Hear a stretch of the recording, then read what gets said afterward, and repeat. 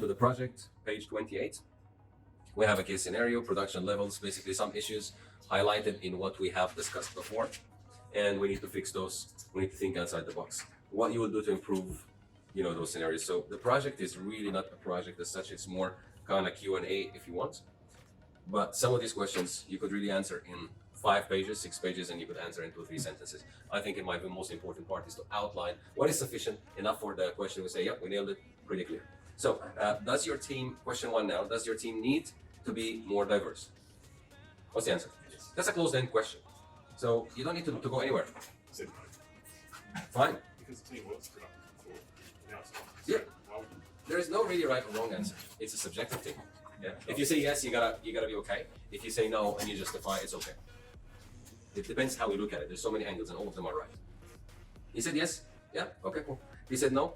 You've explained your points, so both are okay. Would you need to bring in new team members? Yes? Yes. All right. Steve?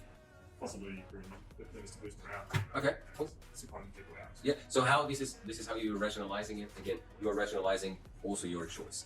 How would you use the diversity of your team to address the issue? In this case, we don't have an issue.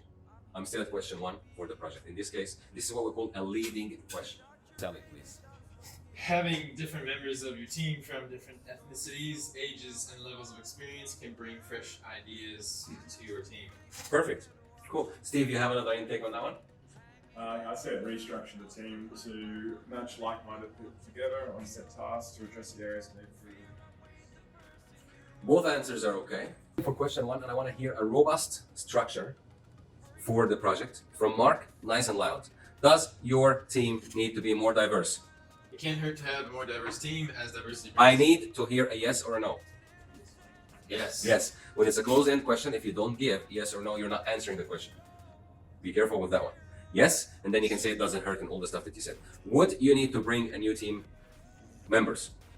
Would you need to bring in new team members? The answer is yes. Right? If you say no, like Steve, that's fine. You can justify. How would you use the diversity of your team to address the issue? Yes. he's still now living the dream. Steve will put people together that he thinks that some people, even though they're diverse, can create a conflict. It's not really working. He's gonna mix them differently and put that work together. Well, bam. Mark said he's gonna sit down with them and discuss the whole thing and basically create ideas or put it on them and get them to contribute to how can we solve it. You see, quite 2 different styles. Both are right. Make sense? Cool. I'm gonna go then to question 2. Sally, how's Tasmania? What are some of the actions you can take to get your team involved to innovate and solve the problem? Steve, how many actions do you have, before you start? 3, I think. Perfect. 3 or 4 is fine. So I will draft this over here. Allow me to.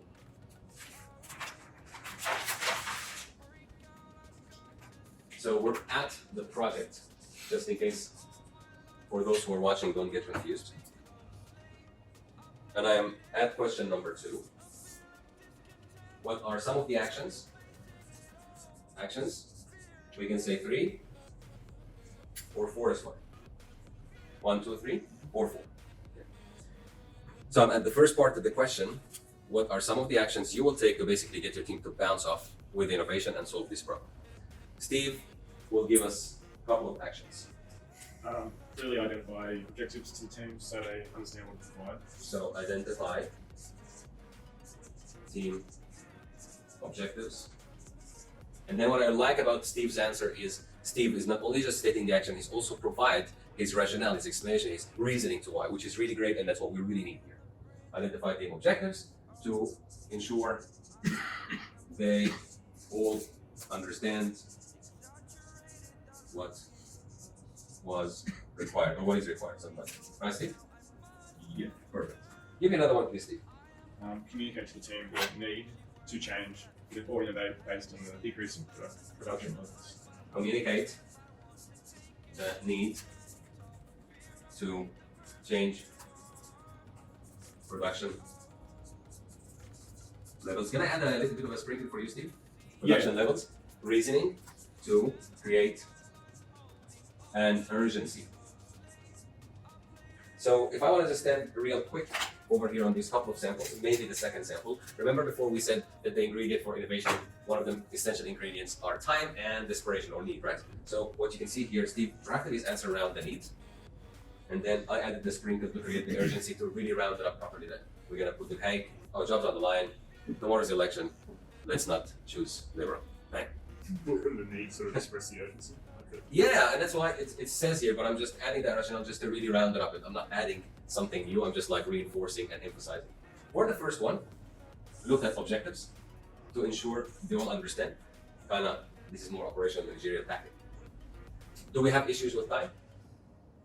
So we can comment on time actions. Yep. I want to hear I took 2 actions. Anyway, the actions have to have rationale. The most important part, Sally, because you are really moving away at this stage, is to know how much is required.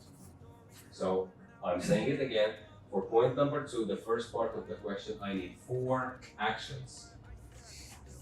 4 actions, which is 1, 2, 3, 4, with a justification, which means a couple of sentences, as you can see here, some of the samples that we picked up from Steve. What do you have as one of your samples for the actions? I'm still on number 2, I haven't moved. Create a scenario of a need to change through desperation and ultimatums. Yeah, so it's pretty interesting how you guys didn't communicate, you and Steve. You created the same thing, but the next part of the question 2, but the next part, explain, should leave this one here.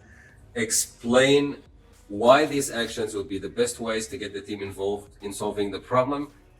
Is that really new? Is that really new? No. So that means, do I need to put anything for this one? The answer is no, because I've listed the action, I provided the rationale of it as per the samples, and this part is really answered. Got me? Cool. Any questions? Now question 1 and 2 for the project are both done. Ready to move to 3? Question 3. How will you ensure that the team members cooperate and collaborate? It's giving you a little bit of a hint here. Not necessarily this is the right answer always, but again, we can look at it. Well, it says ground rules, think about the ground rules, how tasks will be allocated to the appropriate team members, how activities will be planned. Set the parameter first. Question 3. Sally, are you with us? Yes. So we'll go to question 3 in the project. 1, 2, 3. How many? 3. That's all I need. Do you get anything with Sally on this one? Yep. Have regular team meetings on a weekly basis to promote that and to promote collaborative effort. Okay. And second one, I have to have a team lead to delegate appropriate tasks to the right team members that have strengths in these areas. So it's quite interesting how you both looked at it from similar directions. Steve winging it on the spot and looked at this angle, and that's your second point. You looked at it pretty good, and it is a perfect answer too. Mark and Scotty, what did you guys get for that one? Yeah, how would you ensure the team will cooperate and collaborate? So locate team members close together, more verbal communication can easily be conducted rather than if they're separated. Okay, so you're gonna move people physically together. So you're basically saying what Sally did is completely wrong. Right, totally wrong. Yeah, that's mania, right? That is very bad for collaboration. Yes, all right. Especially when And she made all our life difficult, right? I have to move this one like this. I'll be like, Sally, I got you, right? So we're gonna give her a hard time, right? All right, it's her turn. I picked on you in the morning, you in the afternoon, Sally in the late afternoon. Fine. I think I'm fair today. Picking all. Let's go for number 4 and start with Sally. Sally, question number 4. How will you support and guide team members to be innovative? Does this question sound you? Sorry. Does this question sound you? Does this question sound new? No. Yes. So tell us something. I will support my team members by mentoring and showing them a possible way of doing tasks differently to be more efficient. Possible way of doing tasks differently. Yes, okay. A one-on-one session to provide feedback to help encourage and empower new ideas from each individual. Yes. In this section 4, which is the most important part, I'm going to switch. Might be easier. Question 4, 3 points. Okay. 3. For the third question. Three. Three. Yeah. I'm gonna keep it at 3. So we can provide variety of things. Okay, so question 4. Question 4 is 3 points. Yeah. Question 3, 3 points. 4 is to get them to become innovative. Question 4, I must say, if you want them to become innovative, and we discussed this today several times, in your answer, I have to tell you this, otherwise your answer is wrong. You have to have the time factor discussed. You have to have the need factor, discussed. Remember? Discussed. The third item could be anything. Question 4. Yes. So you're going to support and guide them by saying, Well, there's a desperate need? yes. Kicking them off the gas. Yeah, the desperate need for improvement, for progression, for leveling up their game, for gaining the skills. Like tell them, hey, I'm not gonna send you for training for the next 3 years to get you up to speed, right? You got 3 months from now, man. You gotta get on to it. Okay. Now, sometimes I'm acting because I'm trying to get the point across, but you can't elicit a sense of urgency without making people freak out. Because remember, I expect you to go with the principles we've established. We've established that you have to get the right dose. So don't forget the principles. So when I'm acting, you don't get me the wrong way. Okay? So tell them, we are investing in you, Paul. It's time for you to level up your game. You got 4 months. After this, we're going to have a serious conversation. So Paul knows we're still keen, but we're not going to be so placid and like, oh yeah, learn this and using this software in the next 7 years. No worries. It's not going to work like this. I need to see the need in the answer. I need to see the time. I need to see how you're going to get them to be innovative. Give them the time. Allow them the time. Don't basically hammer them with so many million tasks that they can't even idle for 2 seconds because they're not going to be innovative. So 4, happy and happy. 5, how will you reward and recognize, the question is still in the answer. How will you reward and recognize ideas and contributions from team members? And why is it important to do so? Question number 5. 2. Yes. Question 5. 2. Question 5, how many, Sally? 2. We'll provide it with the rationale with it. One of the things, I don't want to give you the 2, I want to give you 1. Okay, I want to give you 1 of the great ideas is someone, X in your team, comes up with an idea. So far, so good. Person in your team comes up with an idea. So far, so good. Then what happens is, when they verbalize this idea or discuss it, they get told, this is so stupid. They will never believe it. Or if they hear it from you as their manager. Right. Yes, or like, this person comes and says, hey, I have a good idea. Maybe we can use this blah blah. This is not going to work.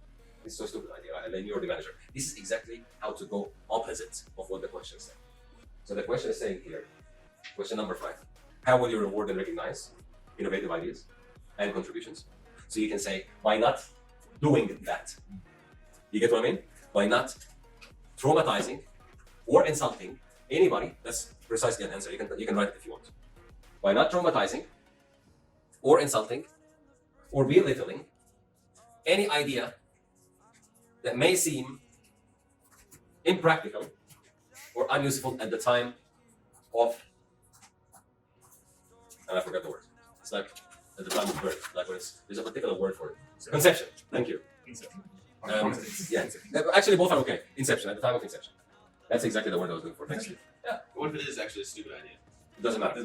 So Because what happens is, sometimes with innovations like this, a stupid idea comes in, another person next to it tweaks it a bit, the next person tweaks it a bit, and then with a chain of reaction, you actually come up with something you never thought of. So what do you say with the original stupid idea? Yes. It's good. No, but. Well, yeah, exactly. That's good. Let's examine it. Have you tested it yet? It's like, hey. You're asking me practically how to handle it, Yeah. not how to answer the No, question. practically. It's like, Practically. You guys like, I hate pants. I don't want to come to work in pants anymore. Like, just something stupid. Right? Let's examine. Yeah, let's examine that, see how maybe tomorrow, see how you go. We'll see. And they come without pants, and let's see if they're frozen or not. And probably learn it. But what I'm saying is probably an excessive measure, that one. But what I'm saying generally is, the problem is, if we do say, hey, this idea is very stupid. Maybe Sean had a very brilliant idea, but Sean is a little bit shy. He likes to observe first and see, and then pops his idea. And now that you shot Scotty, you'll never hear it from Sean. That's another problem. Sean will never speak up because he's already shy. He's the kind of reflector guy who'll watch and observe and then pop things. Now he sees that what we call them the pragmatists, the people that are normally engaging and they will voice their opinion pragmatists. He's seen the pragmatists getting shut down, getting slaughtered. He's a reflector, is certainly not coming in. That's one problem. Second problem is this stupid idea that whatever stupid and not useful it is can actually get tweaked along a chain, just like Chinese whispers, and become something else at the end that you never thought of. This is why we say don't do it. How to do it practically, the scenario is probably the judge, but generally speaking, you want to be a politician of how to handle it. Oh, okay, well, I haven't heard that one before. Interesting. I didn't say it's great. I didn't say it's shit. I'm just sort of, playing with the words kind of thing, I say, oh, I've never really thought of this before. Wow, interesting. Well, maybe you can examine it. Have you tried it? Maybe give me some feedback. So you gotta really play politically correct. That's basically the same. Are we all happy with question 5 with 2 points? Yep. I gave you one of them. Not to do. This is what not to do, so make sure that you don't do that, including the answer. Second one, up to your choice. Question 6. How will you and your team reflect on the innovation activities undertaken? What team activities will you undertake to encourage the team to be innovative on an ongoing basis? Do you guys come up with something? Andrew and Sally?